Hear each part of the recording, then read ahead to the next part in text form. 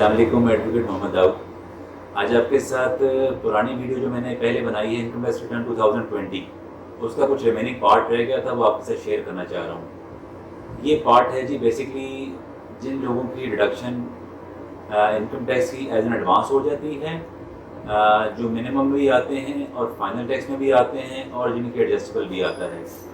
Tax withholding के सारे मामलात हैं जो सेक्शन 148 से स्टार्ट होते हैं, इसी तरह चलते चलते तो सेक्शन 238 तक चलते हैं। आज मैं आपके साथ रिटर्न का कुछ पार्ट जो बैलेंस रह गया वो आपसे शेयर करूंगा। रिटर्न के पार्ट में फिक्स एंड फाइनल वाला पोर्शन मेरे पास रह गया था, मैंने अपनी लास्ट वीडियो में शेयर नहीं किया था, वो आपके साथ मैं शेयर करना चाहता हूँ। जैसे कि मैंने पहले आपको बताया है, अब मैं आपके साथ स्टार्ट करना चाहता हूँ वही रिटर्न का जो बैलेंस पार्ट रह गया था पिछली वीडियो के साथ साथ, जो लिंक अब बना रहे हैं। Fix and final, minimum, average, relevant और रिड्यूस रेट्स वगैरह जो चार्ज होते हैं।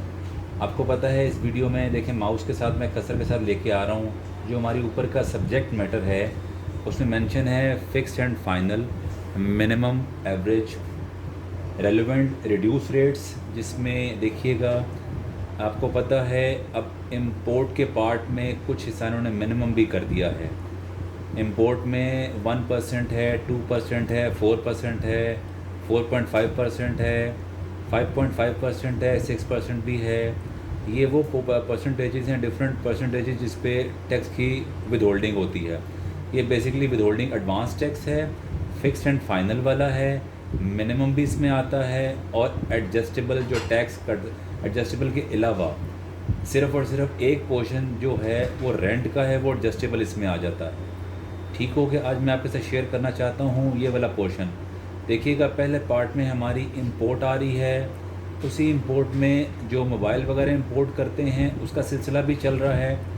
सेकंड पोर्शन लेके चलें तो आपके डिविडेंड्स हैं जी। डिविडेंड में उन्होंने फ़िक्स कर दिया है, ऐसे नज़र आ रहा है 7.5% है। प्रॉपरली एंट्री करते हैं तो हम लोग इसको ऐड ऑन कर लेते हैं। जितना कंपनियों से आपने शेयर्स वगैरह लिए हों उस पर कोई टैक्स की डिडक्शन होती है तो वो भी इसी पोर्शन में ऐड करनी है हमने। उसके बाद आप लोगों ने कोई इन्वेस्टमेंट की हो सकूक बॉन्ड्स वगैरह के अंदर, उसकी एंट्री भी इसी के अंदर की जाएगी। इसके बाद हम लोग लेके चलते हैं, आपका टैक्स विद हेल्ड होता है जब कोई रॉयल्टी आप दे रहे हैं, कोई फ़ीसों की टेक्निकल सर्विसेज दे रहे हैं, लोकल रेजिडेंट हों लेकिन सर्विसेज कोई आउट ऑफ कंट्री को दे रहे हैं, उसकी भी एंट्री यहीं पे की जा रही है। उसके बाद कोई आपने कॉन्ट्रैक्ट्स वगैरह किए हों जिस पे कोई कंस्ट्रक्शन का कॉन्ट्रैक्ट है, असेंबलिंग का हो, इंस्टॉलेशन का हो, किसी नॉन रेजिडेंट को देते हैं, वो भी सारा कुछ इसी के अंदर आता है। इसके बाद चलते हैं जी पेमेंट फॉर कंस्ट्रक्शंस के मामलात को लेके नॉन रेजिडेंट के साथ हैं जो कॉन्ट्रैक्ट आप करते हैं। सम टाइम एडवर्टाइजिंग सर्विसेज भी चल रही होती हैं, सर्विसेज का सेक्टर भी यही है और कॉन्ट्रैक्चुअल सर्विसेज, और उसके अलावा जो कंपनीज के साथ कॉन्ट्रैक्ट किए जाते हैं वो सब इसमें ही आते हैं। सर्विसेज का पार्ट भी है और हमारी सप्लाईज़ का पार्ट भी इसमें है। उसके बाद देखें कोई इंश्योरेंस के मामला चल रहे हैं, कोई फीसिस के मामलात हैं, कोई ऑफशोर डिजिटल सर्विसेज आप देते हैं।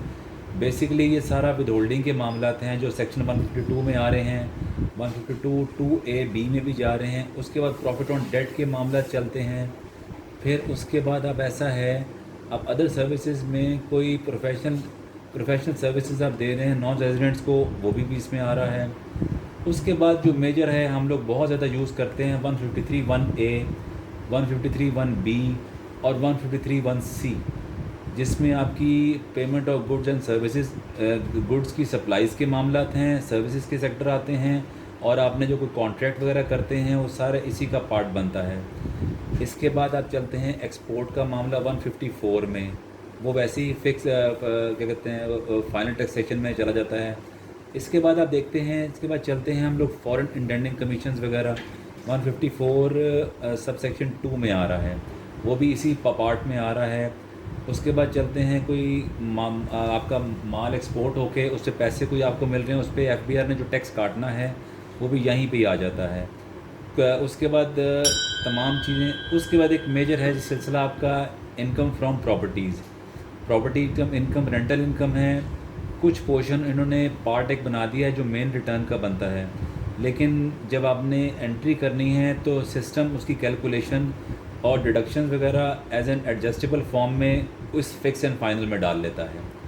इसके बाद चलें आपके बॉन्ड्स पे प्राइस बॉन्ड वगैरह पे कोई टैक्स वगैरह कटता है, वो भी इसी पे आता है। कुछ क्रॉसवर्ड पजल्स के मामलात हैं, कुछ लॉटरियाँ आपकी निकल आती हैं, वो भी सब इसी में ही आ रही हैं। इसके बाद होता ऐसे है, कुछ ब्रोकरेज हाउसेस के साथ कोई काम कर रहे हैं, वो भी टैक्स काटते हैं। उसके बाद आ रहा है सीएनजी स्टेशंस पे एफबीआर ने सिलसिला बना 234A का। उसके बाद चलते हैं आपकी सेल ऑफ पेट्रोलियम प्रोडक्ट्स हैं। आपने कोई माल वगैरह सेल किया हो पेट्रोल की शक्ल में, ये नॉर्मली कंपनीज़ वगैरह अपने वेंडर्स के पैसे काटती हैं, फिर उनको दे देती हैं, उस पर विदहोल्डिंग टैक्स भी कटता है। फिर प्रॉपर्टी के मामलात हैं, प्रॉपर्टी में विदहोल्डिंग जो कट रहा है उसमें भी कुछ फिक्स्ड एंड फाइनल का सिलसिला इसमें आ रहा है। लेकिन इसमें एक चीज़ मैं कंफर्म कर दूं, फिक्स्ड एंड फाइनल में कुछ ऐसे है, जैसा कि मैंने आपको पहले भी बताया, प्रॉपर्टी की विदहोल्डिंग ने आपने होल्डिंग पीरियड भी देखना है कि वो 1 साल प्रॉपर्टी आपने होल्ड करके सेल कर दी है या 4 साल बाद कर रहे हैं या 8 साल बाद कर रहे हैं, उसकी भी सारी कैलकुलेशन आपने यहीं पे करनी है। उसके बाद सिक्योरिटीज़ पे भी जो गेन आता है उसकी भी एंट्री आपने यहीं पे करनी है। बेसिकली ये सारे मामलात वो हैं जो इसके अलावा एडवर्टाइजिंग सर्विसेज पे जो बाहर की दुनिया को आप देते हैं, वो भी सारा कुछ इसी में ही ऐड किया जा रहा है।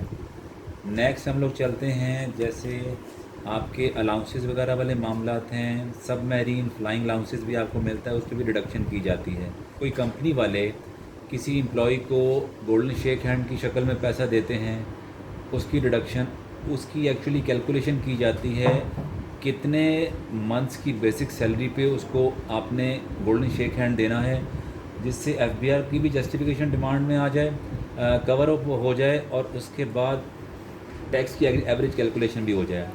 ये वो पार्ट है इनकम टैक्स की रिटर्न का, fix final minimum average relevants reduce rates वगैरह। उसके बाद हम इसको टेकअप कर लेते हैं सारे मामलात को। जैसे कि मैंने अभी थोड़ी देर पहले आपके साथ वीडियो शेयर कर ली है, अब मैं आपके साथ जो 2020 की रिटर्न है किस तरीके से फिलिंग करनी थी वो मैंने आपको बता दिया है। इस वीडियो को इसलिए मैंने बनाया है ताकि अपने भाइयों की रहनुमाई की जा सके। इंशाल्लाह आने वाली वीडियो भी आप लोगों की अच्छी रहनुमाई करती रहेगी। शुक्रिया।